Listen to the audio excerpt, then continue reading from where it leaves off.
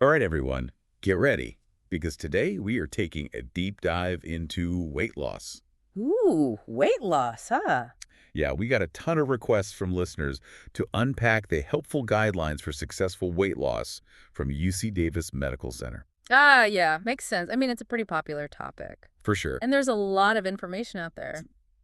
much information. Yeah, It can be hard to even know where to begin, it really can. but that's what we do here, right? Exactly. We cut through the noise and try to give our listeners the most practical advice and takeaways. Right, the stuff that people can actually use in their own lives. That's the goal. Okay, so the UC Davis guidelines start off with something that seems pretty obvious at first, but I think it's worth really emphasizing. What's that? You need to burn more calories than you consume to lose weight. Okay, that's like the basic principle of thermodynamics right there. Right, like calories in versus calories out. Yeah, but the thing is, a lot of people get so caught up in calorie counting that they forget about the other half of the equation. Which is, Physical activity. oh, absolutely. And the guidelines actually emphasize that exercise is crucial, not just for losing weight, but also for keeping it off afterwards. And that's the real challenge, isn't it? Keeping it off. It is. It's where a lot of people struggle, myself included. Yeah, I hear that. You know, you can lose weight through diet alone, but if you don't make exercise a regular part of your life. You're more likely to gain it back. Exactly. I've definitely been there. The source actually talks about how exercise triggers these hormonal changes that help regulate your metabolism and keep those cravings in check. So it's not just a temporary fix, it's about rewiring your body's internal system. Exactly. That's so interesting. Yeah. So the guidelines go beyond just the big picture stuff. For sure. Like they actually dive into some surprisingly practical advice. Oh, yeah. I love that about these guidelines. There's some real gems in there. For example, they talk about not skipping meals, especially breakfast. Oh, that's a good one. And I've heard that before, but I've never really understood why it was so crucial. Well, think of it this way. When you skip breakfast, you're basically sending your body into starvation mode. Starvation mode. Oh no. Yeah, your blood sugar plummets, and then that triggers intense cravings later in the day. Ah, so that's why I always end up reaching for the sugary snacks in the afternoon if I skip breakfast. Exactly. And those cravings often lead to unhealthy choices. Right. But if you start your day with a balanced breakfast, What do you mean by a balanced breakfast? well, something that includes protein and fiber, Ah, that not only helps stabilize your blood sugar, but it also kickstarts your metabolism. so it sets you up for success throughout the day. Exactly. Interesting. Yeah, it's not just about willpower. Right. It's about working with your body's natural rhythms. Okay, I'm also really intrigued by this 20-minute rule that the guidelines mention. The 20-minute rule. Yeah, the idea that it takes our brains that long to register fullness. Ah, yes, that's a classic. I feel like I've heard of that before, but it's something that I always forget about. It's easy to forget about. So how do we actually put that into practice? Well, that's where mindful eating comes in. Oh, okay, tell me more about that. Instead of just like scarfing down your food while you're like, distracted. Watching TV or scrolling through my phone? Yeah, exactly. Try to like slow down, savor each bite, and really tune in to those fullness cues. So it's about paying attention to how our body feels. Well, yeah. If you give your body time to catch up, you're less likely to overeat. That makes a lot of sense. It's amazing how such a simple shift in awareness can make such a big difference. Another thing that really stood out to me in the guidelines was the focus on protein. Protein, yeah. They highlight how prioritizing protein can help you feel fuller for longer and resist those, like, pesky cravings. Oh, protein is definitely a powerhouse when it comes to weight management. Is it really? Oh, yeah, it takes longer to digest than carbs or fats. Is it really? Yeah, so it keeps you satiated for longer. Interesting. And plus, protein plays a crucial role in building and maintaining muscle mass. And muscle mass helps boost your metabolism, right? Right, exactly. So it's not just about cutting calories, it's about making those calories count. You got it. I like that. Making those calories count. I'm going to steal that one. Go for it. Okay, so the guidelines also delve into something I think a lot of us can relate to. What's that?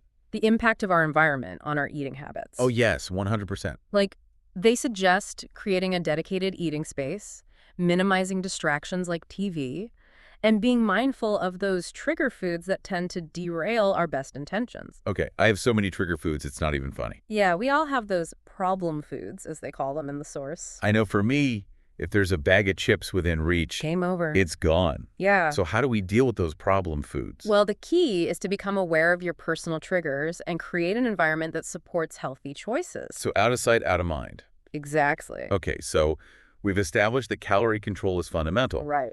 but this source goes beyond just Mm. counting calories. It does. They really emphasize the importance of food choices themselves. And that's where their guidance on food groups and portion control comes in. Ah, And okay. instead of overwhelming you with a laundry list of do's and don'ts, they Uh, break it down into a simple yet effective I system. like that. Simple and effective. They have this great chart that highlights which foods to choose more often and which to choose less often within each food group. Oh, that's helpful. It is. For example, with protein, they emphasize choosing lean sources like fish, beans, and skinless poultry Oh, yeah. Good choices. over fatty meats. Right. So instead of a big juicy ribeye. Go for some grilled salmon. Exactly. Got it.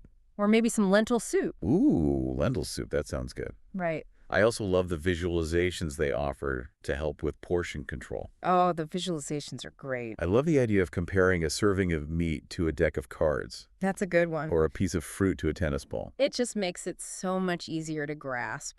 It's all about finding those relatable reference points that stick in your mind. Okay, the guidelines also provide some really valuable advice on decoding food labels, Food labels. Oh boy. which I think could be a minefield of confusing numbers and percentages. They can be super confusing. Food labels are my nemesis. I hear you.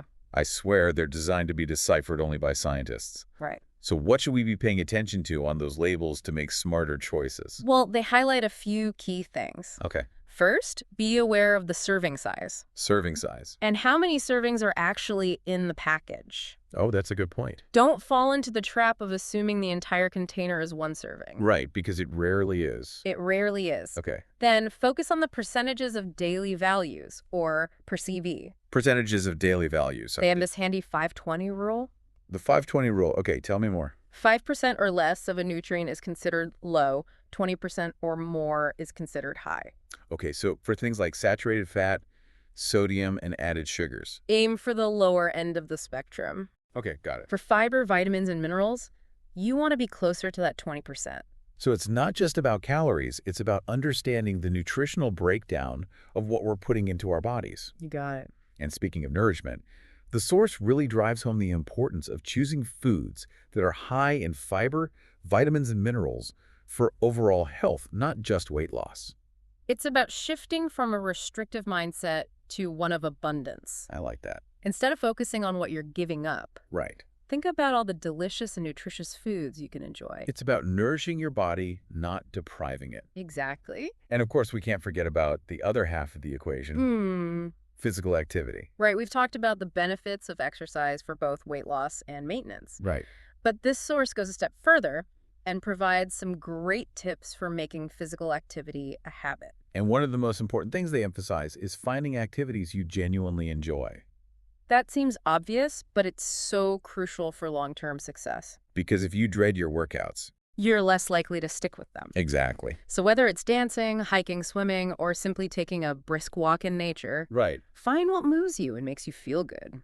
I'm a big fan of sneaking in movement throughout the day. Oh, me too. Taking the stairs instead of the elevator, walking or biking to errands when possible. I love it. Even just getting up and stretching every hour. Little things add up. They really do. It's about incorporating activity into your lifestyle, not just setting aside time for formal exercise. Right, making it a part of your daily routine. Exactly. And they have a great tip about setting yourself up for success by having a backup plan for those days when life throws a curveball. Oh, backup plans are key. Like having a go-to indoor workout routine for bad weather days, Love it. or packing your gym bag the night before so you're less likely to skip your morning session. It's all about anticipating those potential obstacles and having a strategy in place. I like that, having a strategy. Yeah. And speaking of strategies, they emphasize the importance of rewarding yourself. Rewarding yourself, yes. It doesn't have to be anything fancy, Right. but recognizing your efforts and celebrating those small wins can be incredibly motivating. For sure. Maybe it's buying yourself new workout gear, Ooh, I like that. indulging in a relaxing bath. Or spending time on a favorite hobby. Exactly. It's about reinforcing those healthy habits and making them feel good, not just punishing. Right, finding that balance between discipline and self-care. Exactly. Okay, so we're back and ready to keep digging into these weight loss guidelines. All right, let's do it. We've talked a lot about the big picture stuff, like calories and exercise, and even mindful eating. Yeah, we've covered some good ground. But I'm really interested in getting into some of the more, like, practical tips. Oh yeah, the nitty-gritty. Exactly, the stuff that people can actually use in their kitchens and in their daily lives. Makes sense. So one of the things that really jumped out at me in these guidelines was the section on meal prep and cooking methods. Ah, yeah, that's a good one. It's amazing how those seemingly small tweaks can make a big difference in your overall calorie intake and nutrient density. You're telling me it's all about those little changes that add up over time? Right. Like, for example, they talk about using low-fat cooking The methods. fair cooking methods, okay. Yeah, so things like baking, grilling, steaming, even air frying, Instead of instead of relying on heavy oils or frying. okay, so those high heat cooking methods can add a significant amount of hidden calories. And unhealthy fats Right. to your meals. Got it. So by choosing lighter cooking techniques, you can drastically reduce the calorie density without sacrificing flavor. That's key because nobody wants to eat bland food. Exactly. It's all about finding that balance. They also suggest some smart strategies for prepping ingredients, Oh, yeah. Like what? like trimming visible fat from meat before cooking. Oh, that's a good one. Such a simple step, but it can make a big difference. It really can. And using nonstick cookware or cooking sprays to minimize the need for added oils. I've definitely been guilty of using a bit too much oil in the past, Me too. thinking it wouldn't make that much of a difference. Right, like a little drizzle here and there. But it adds up. It does add up. Yeah. So they also have some suggestions for lightening up recipes. Oh, I love those. Like, for example, replacing whole eggs with egg whites or egg substitutes. Yeah, I do that all the time in my smoothies. What about sauces and gravies? Those can be real calorie bombs. Oh, for sure. They recommend opting for lighter options or even making your own. If hero. Yeah, using low-fat yogurt or Greek yogurt as a base. Ah, okay, so you can get that creamy texture and flavor without all the added fat and calories. Exactly. And then, of course, using herbs and spices to add flavor is always a winner in my book. Oh, absolutely. Herbs and spices are your best friend when it comes to healthy cooking. Okay, so another area where these guidelines really shine is in navigating those tricky situations, like restaurant meals and takeout. Ah, yes, those can be real calorie traps. The oversized portions, the hidden ingredients, it's so easy to overdo it. It really is. But they offer some really practical strategies for staying on track even when you're not cooking at home. Like what? Well, for example, they talk about being mindful of appetizers. Appetizers, those are dangerous. I know, right? Instead of loading up on calorie-laden starters. Like those mozzarella sticks or onion rings. Exactly. Try opting for a light soup or salad to begin your meal. That's a great idea because I often find those appetizers just make me overly full before my main course even arrives. They also recommend choosing salads with dressing on the side so you can control the amount you use. Oh, that's a good one. And don't be afraid to request sauces and gravies separately So you can add just a touch for flavor. without drowning your meal in calories. I've also started paying more attention to portion sizes when I'm eating out, Portion sizes are key. because restaurant portions are often way bigger than a standard serving size. Oh, yeah, for sure. One strategy they suggest is putting a portion of your meal in a take-home container before you even start eating. Oh, I love that idea. Pre-portion control. It helps you stay mindful of how much you're actually consuming. Brilliant. They also mentioned sharing an entree with a friend or family member, Oh, yeah, that's a great way to save calories and money. and it's a great excuse to try a wider variety of dishes. I like that. So let's talk about those food groups and choices we were discussing earlier. Okay. Food groups. They have those choose more often and choose less often lists within each food group that I think are really worth exploring. Yeah, those lists are super helpful. So, for example, with the bread and starch group, they emphasize choosing whole grains over refined grains. Whole grains, good choice. So opting for whole wheat bread over white bread or brown rice over white rice. It's about getting more fiber and nutrients with each bite. Right, making those calories count. And they have some surprising items on the choose more often list. Like barley and bulgur, Barley and bulgur. which are delicious and versatile grains that many people don't think about. I don't often cook with those, but I'm definitely inspired to try them now. You should, they're really good. And then, of course, the choose less often list includes things like biscuits, sweetened cereals, and white pasta. Which tend to be higher in refined carbs and lower in fiber. Okay, so when it comes to fruits and veggies, Fruits and veggies, nature's candy. it seems pretty straightforward, Yeah, fresh or frozen is always a good bet. but they do caution against added sugars. Ah, yes, the sneaky added sugars. So be mindful of things like canned fruits packed in heavy syrup. Or sweetened applesauce. Opt for fresh or frozen whenever possible, or choose canned fruits that are packed in water or their own juice. Exactly. And for veggies, they recommend sticking with preparations that don't involve added fat. So steaming, roasting, or grilling. Avoid those creamy soups or fried vegetables. Steamed or roasted veggies are always a winner in my book. Okay, let's talk about the dairy and milk group. Dairy and milk, all right? They seem to be all about those low-fat or non-fat options. Yeah, they're all about keeping it lean. So instead of whole milk, they recommend skim milk or unsweetened almond milk. Instead of regular yogurt, go for low-fat or Greek yogurt. And opt for light cheese instead of full-fat varieties. It's amazing how much of a difference those swaps can make in terms of calories and saturated fat. Without sacrificing flavor or satisfaction. Exactly. Okay. And then lastly, they have a section on empty calorie foods. Empty calories, the nemesis of healthy eating. You know, the usual suspects: candy, cookies, soda, fried foods. All that good stuff. So how do we deal with those? Well, they're not off limits entirely, Okay. but it's about moderation Right. and being mindful of those choices. Exactly. It's all about finding that balance and enjoying those treats in a way that doesn't derail your overall progress.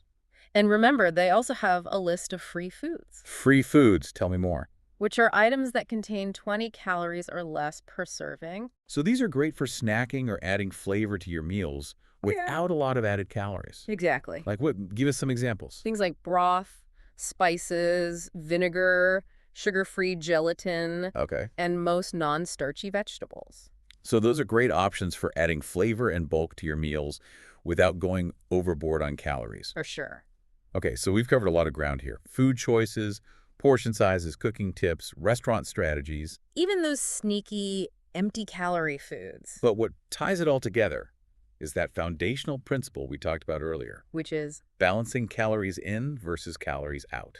calories in, calories out, the golden rule of weight management. And that's where physical activity comes back into play. We've already discussed finding activities you enjoy, Right. incorporating movement into your daily life. Rewarding yourself. But this source goes a bit deeper and provides some really practical strategies for making exercise a habit. And overcoming common obstacles. Obstacles are a part of life, They are. but it's all about finding ways to overcome them. So what are some of those strategies? Well, for example, they talk about having a backup plan for bad weather days. Oh, backup plans are crucial. Like, if you can't go for your usual run outside, Right. maybe walk in a shopping mall. Or find an online workout video you enjoy. There are so many options these days. They also suggest wearing comfortable shoes Comfortable shoes are a must. and leaving your sneakers by the door as a visual reminder to get moving. Ah, I love that. Visual cues are powerful. It's all about setting yourself up for success. Exactly. I've actually started packing my gym bag the night before, so I'm less likely to skip my workout in the morning. That's a great tip. And they emphasize the importance of scheduling exercise on your calendar. Just like any other important appointment. It's about making it a priority and holding yourself accountable. Treating it with the same level of commitment you would a work meeting or a doctor's appointment. I like that analogy. It's a great way to shift your mindset. And make exercise a non-negotiable part of your routine. And lastly, they recommend varying your activities to avoid boredom. Oh, variety is the spice of life. It is. Maybe you try a new workout class, explore a different hiking trail, or find a friend to exercise with. It's about finding that sweet spot where exercise feels challenging, yet enjoyable. You got it. Okay, so we've explored a ton of practical tips and insights from this UC Davis source. Everything from food choices and portion sizes to cooking techniques and exercise strategies. But I think what really stands out to me is their emphasis on sustainability. Sustainability, yeah. It's not about following a restrictive diet or punishing workout regimen. Right. It's about creating a lifestyle that supports your long-term health and well-being. And that's what it's all about. Wow, we've really covered a lot of ground in this deep dive into weight loss. We have. It's been a pretty comprehensive look at the UC Davis guidelines. I feel like we've gone from feeling lost in the jungle to like having a clear map and compass to navigate this whole weight loss thing. I love that analogy. It's so true. There's so much information out there. It can be really overwhelming. Right. But I think what these guidelines do so well is they break it down into manageable steps. And they emphasize that it's not about perfection. Definitely not. It's about progress. And they also talk about the importance of setting realistic goals. Oh, absolutely. You know, don't try to change everything overnight. Right. Focus on making gradual changes. A one step at a time. Because those small, consistent steps add up to big results over Well, time. be patient with yourself. Oh, patience is key. It really is. Weight loss is a journey, not a sprint. There will be ups and downs, setbacks and breakthroughs. Exactly. The key is to stay focused on your long-term vision. And not get discouraged by those inevitable bumps along the way. It's all about embracing the process and celebrating those small wins. Exactly. And they also talk about the importance of finding a support system. Oh, support is so important. It really is. Whether it's a friend, family member, therapist, or even an online community. Having people to cheer you on, hold you accountable, and offer encouragement can make all the difference. It's true. Knowing you're not alone in this journey can be incredibly motivating. For sure. Before we wrap up, I wanted to circle back to something you mentioned earlier about the science behind exercise. Oh, yeah, the hormonal stuff. You said that exercise triggers hormonal changes that help regulate metabolism and cravings. Exactly. Can you elaborate on that a bit more? Sure. So one of the key hormones involved in weight regulation is called leptin. Leptin, okay. It's produced by our fat cells Okay. and acts as a messenger to our brain, Interesting. signaling when we're full and should stop eating. So it's like our body's built-in appetite control system. Exactly. But what happens when we lose weight? Well, when we lose weight, our leptin levels decrease, Okay. and that can lead to increased hunger and cravings. So that explains why it can feel so much harder to keep the weight off once you've lost it. Exactly. Your body is basically trying to get you back to your previous weight. Wow, that's fascinating. But here's where exercise comes in. Okay, tell me more. Regular physical activity actually helps increase leptin sensitivity, Leptin sensitivity, okay. making those signals to our brain more effective. So it's not just about burning calories, it's about retuning our body's internal communication system. Exactly. Love that. Exercise also helps regulate other hormones that play a role in weight management, Like what? like insulin and cortisol. So it's really about taking a holistic approach. Exactly. It's not just about diet or exercise in isolation. It's about understanding how all of these different factors work together. And finding what works for you Right, what fits into your lifestyle. and what you can sustain over time. Because that's the key, sustainability. It is. It's not about following a fad diet or a crazy workout program for a few weeks. It's about making those small, gradual changes that you can stick with for the long haul. So my question for you, dear listener, is this. What's one small step you can commit to taking this week?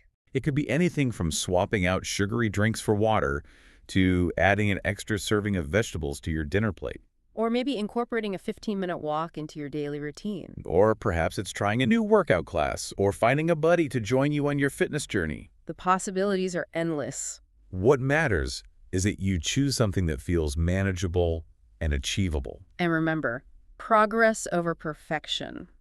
Don't get bogged down by the idea of having to do everything perfectly. Just focus on making those consistent efforts over time. And as you start to see those small wins, it will motivate you to keep going. It's like a positive feedback loop. So we encourage you to share your goals, your challenges, and your successes. We're all in this together. This deep dive is just the beginning. There's always more to learn and explore. But we hope we've given you a solid foundation and inspired you to take charge of your health and well-being. So go out there and make those healthy choices one step at a time. And we'll be here cheering you on every step of the way. That's a wrap on our weight loss deep dive. Thanks for joining us. Until next time, stay curious and keep learning.